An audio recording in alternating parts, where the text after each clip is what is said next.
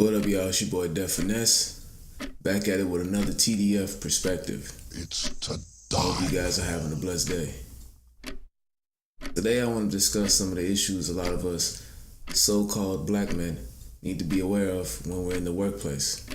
It seems a lot of y'all have no idea what is really going on at these jobs. Allow me to break it down. Firstly, as a so-called black man in the workplace, you need to understand you're in the so-called white man's system. I cannot stress this enough. You are not in a system designed to respect or even acknowledge you. It is literally for everyone but you. I know during the orientations they love to sell that bit about the job being equally opportunistic, but this is simply not the case 99% of the time. Most of the time we're just there to meet their state required quota. The reason they love to sell us on that equal opportunity BS is because their childish games cannot begin until they get us to believe or buy into that false notion. They need us to truly believe we're in a system designed to treat everyone objectively and equally. As soon as they get you to believe this, it's game over for you, especially as a young so-called black man. The point is to have you so mentally invested in this quote-unquote equality that you completely lose sight of your reality, which is usually you getting used and abused. Once you decide to adhere to the false notion that you are in an equal system, you become completely oblivious to the little things that go on right in front of you. Things such as being forced to do more work than anyone else, the work you actually do not being acknowledged, and lastly, negative labels or perceptions being forced on you for others to judge and harass you by. See, the primary goal these corporations have for the so-called black man is to get him to do as much work possible while not only giving him no credit, but outright disrespecting him as well. In other words, they want you to be a mindless, selfless field slave, ignorant of his own worth. Why do you think they get so uncomfortable when you don't entertain their jokes and meaningless conversations? It's because when you refuse to do so, you shut down any chance of them being able to play you. They love building that fake rapport with you so they can use it to their advantage and get you to do more work, or at the very least, accept a role that is not taken seriously by the company itself. If you notice, anytime you decide to actually, quote-unquote, buy into their system and do the work according to their quote-unquote rules, you never seem to get the same amount of acknowledgement or respect they give the people of the other demographics that do the exact same work.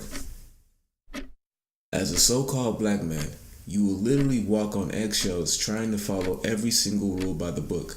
And when you, being a human of course, finally make a mistake, instead of giving you grace, they're gonna spit in your face instead and hit you with that, "My hands are tied, Tyrone. There's nothing I can do."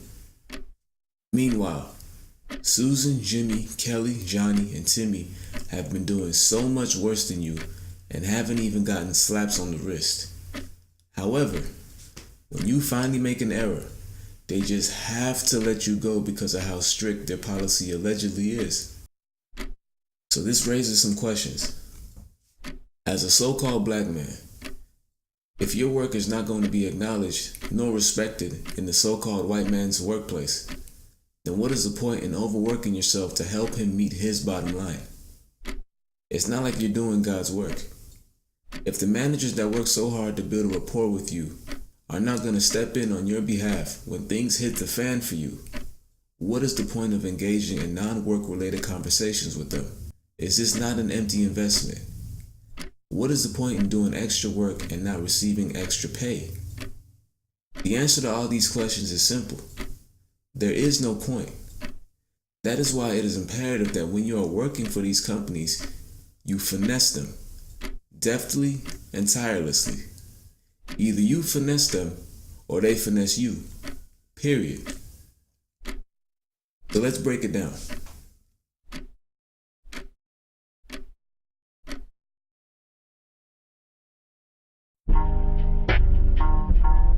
First of all, as a TDF, your finessing doesn't begin the first day on the job. It begins before you even get the job. See, you gotta do your research. You gotta do your homework. Look at employee reviews on different sites. Sites such as Glassdoor, Indeed, and Google. Read them thoroughly. Pay attention. Look for reoccurring themes in the reviews. Is there a certain manager everyone keeps mentioning? What are the working conditions? What is the pay? Are the hours flexible? You need to have answers for all of this before you even apply to the job. A lot of people just apply to the jobs and hope for the best when they get up there. It's not a good idea. Now let's fast forward to orientation day. Contrary to what most people believe, this is not the day to try to make friends. There will be plenty of time to do that when you start working. As a TDF, your job on orientation day is to establish yourself as an individual. The last thing you want to do, especially as a so-called black man, is to befriend other so-called black men in front of the management. Doing so causes them to group you guys up in their minds. A group is only as smart as its dumbest member. Furthermore, the bigger the group, the dumber the group. Groups of so-called black men are always the primary target at any job for BS or unnecessary ridicule. Even groups as little as 2 individuals. If you join one of these groups on orientation day, you might as well clock out and go home, because you've already messed up badly. On orientation day, your job as a TDF, as I've already stated, is to establish yourself as an individual. You only speak when spoken to. This will make you seem like a guy that's just there to do his job, which will in turn cause the management to focus their BS on the other so-called black men who have likely begun to form a group and are having a good old time. Don't worry, if you really want to, you can get cool with them later on down the road. Right now, you're just establishing yourself as an individual so you don't have to deal with too much BS right out the gate. The final step in finessing these corporations as a TDF is simple and is utilized from the first day on the job and onward. And that is definitely figuring out what the least amount of work you can get away with doing is without getting fired. No need to go above and beyond for a company that doesn't value you. Go below, stay there, and get your check.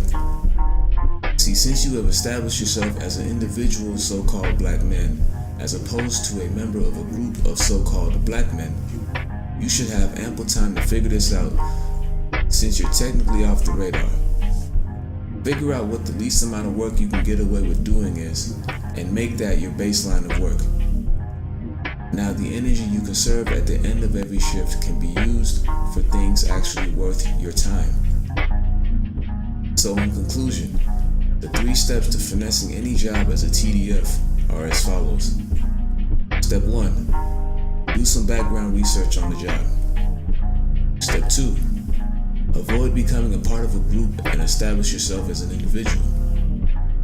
Step 3, definitely figure out what the least amount of work you can get away with doing is and make that your baseline of work. As so-called black men, we cannot continue to allow these companies to use and degrade us, then discard us as soon as we make a simple error or mistake. They want to treat us like expendable pieces while making us do most of the work. That's why it is necessary we put ourselves first and save as much energy as we can. Then put that energy into something we can capitalize off of so that we can work for ourselves one day. I hope this information is useful. If you have any questions or comments, please put them in the comment section below. Alright then, it's your boy Def. Y'all take it easy, and y'all be safe out there.